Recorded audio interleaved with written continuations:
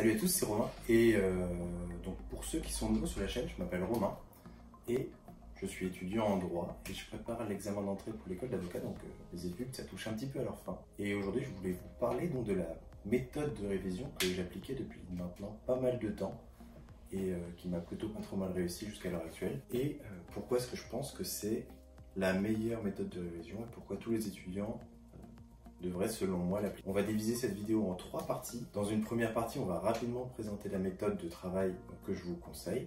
En deuxième point, on va voir pourquoi est-ce que cette méthode elle marche et pourquoi est-ce qu'elle marche mieux que les méthodes actuelles qu'ont les étudiants de réviser. Dans un troisième point, on va voir quelles sont les meilleures applications selon moi pour pouvoir mettre en œuvre cette méthode. Alors, on va sauter directement dans l'ordinateur. On va voir comment est-ce que ça marche. Alors la méthode, assez rapidement, en fait, ça va être celle-ci, c'est-à-dire, bon là je vais vous montrer un petit peu ce que j'ai fait déjà, par exemple en Master 1 l'année dernière. Donc moi je suis du droit fiscal, donc ça va peut-être pas trop vous parler ce qui est écrit juste ici, mais ça n'a aucun intérêt ou aucune importance. Ce qui est important, c'est que vous visualisiez bien quelle est la méthode à appliquer et comment est-ce que vous pourrez vous-même la faire rentrer dans votre méthode de travail. Alors comme vous pouvez voir, donc là on est en fiscalité directe, donc c'est tout ce qui est impôt sur les sociétés notamment. Et vous voyez juste en bas ici, il va y avoir marqué le numéro des TD. Donc ça va être la séance qui aura été couverte durant la semaine dans les petits groupes de travaux dirigés. Et en fait sur chaque séance, j'ai regardé le cours et je me suis dit quels étaient les points importants à retenir. Et donc je me suis posé des questions là-dessus. C'est une méthode de Active Recall. Donc on pourrait appeler ça par révision active en français je pense. Et donc vous voyez que globalement, je me suis posé un tas de questions. Qu'est-ce qu'une remise de dette? Quel est le régime des remises de dette hors cas de procédure collective? Globalement, j'ai couvert tous les points importants. De la même façon, dans les autres matières, à savoir la fiscalité indirecte, donc la TVA, j'ai suivi la même logique, à savoir me poser des questions sur le cours, sur les points sur lesquels j'avais peut-être du mal, ou sur les points sur lesquels il y avait une importance particulière qui était extrêmement important. Donc sur chaque chapitre ou chaque grande partie du cours, à savoir le champ d'application matérielle de la TVA exigible, la TVA déductible, etc. etc. Alors deuxième partie, pourquoi est-ce que c'est une méthode qui fonctionne? Alors traditionnellement la méthode qu'on a, nous les étudiants, c'est de prendre notre cours, de fluoter 98% de ce qu'on a imprimé ou de ce qu'on a sur l'ordinateur et essayer de s'en souvenir. On essaye de ficher en faisant des résumés de ce qu'on vient de lire de chaque paragraphe ou de chaque sous-partie ou de chaque petit 1 ou petit a.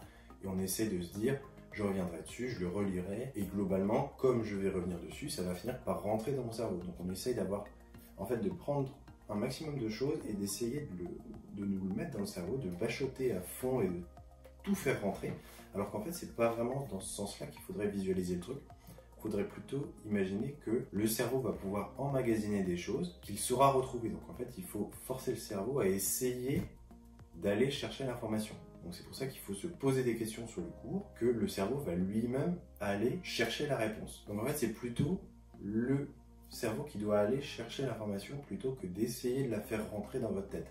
Ça ne fonctionnera pas, c'est du bachotage, et même si ça fonctionne pour l'examen, ça ne va pas vous permettre de vous en rappeler parce que vous n'aurez pas fait l'effort d'être allé chercher l'information. Alors maintenant, sur les applications les plus utiles pour pouvoir appliquer cette méthode de révision active. Alors comme vous pouvez le voir, à l'époque, j'utilisais tout bêtement Google Sheets. Donc comment est-ce que tu peux faire pour utiliser Google Sheets dans le cadre de la méthode de révision active? C'est super simple. Parce que tu te dis, si j'ai une question, j'ai pas forcément la réponse et j'ai pas envie d'aller la chercher dans mon cours, et exprès ça va me faire perdre du temps.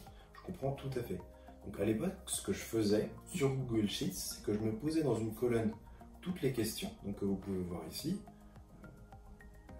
Quelles sont les dépenses strictement professionnelles? Que nous dit Larry Lennart? Donc ça c'est en TVA.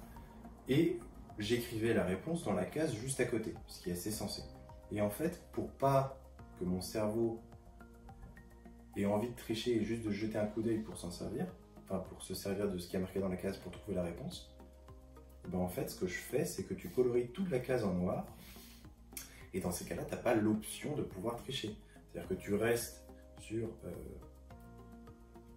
les produits de placement pour les PNC, quid pour les PNC, tu es obligé de trouver la réponse, et après seulement, tu as le droit d'aller regarder la réponse, qui sera marquée du coup en haut dans la case juste ici.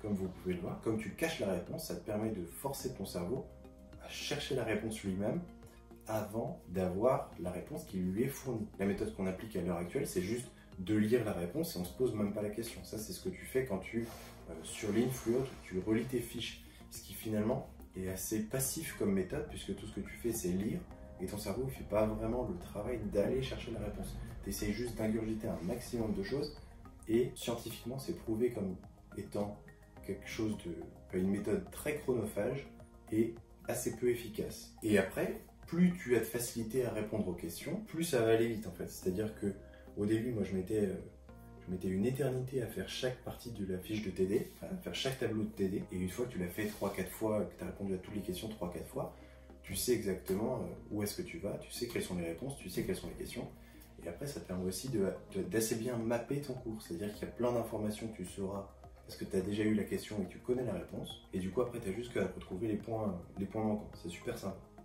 Et du coup ce que je faisais après, c'est que plus j'avais de facilité à répondre aux questions, plus j'allais vite sur le sujet. Je faisais un suivi de mon niveau, donc comme j'avais des questions et que je répondais à ces questions, c'était assez facile pour moi d'évaluer mon niveau, de savoir si j'étais faible, moyen ou bon, et ça me permettait donc de faire un suivi en fait chaque jour où tu lis les questions et tu les réponds, tu les mets dans un tableau comme ici, et tu colories la case d'une certaine couleur avec ton code couleur préférentiel, que ce soit rouge, vert, orange, bleu, jaune, violet, mauve, arc-en-ciel, c'est pas grave, il faut juste que tu réussisses à suivre ton code couleur pour savoir quel est ton niveau sur tel et tel sujet. Alors maintenant j'ai découvert une nouvelle application qui est selon moi vachement mieux pour appliquer la méthode de répétition active, de révision active, pardon, parce que la répétition active c'est une autre méthode dont on parlera dans une autre vidéo, qui est Notion.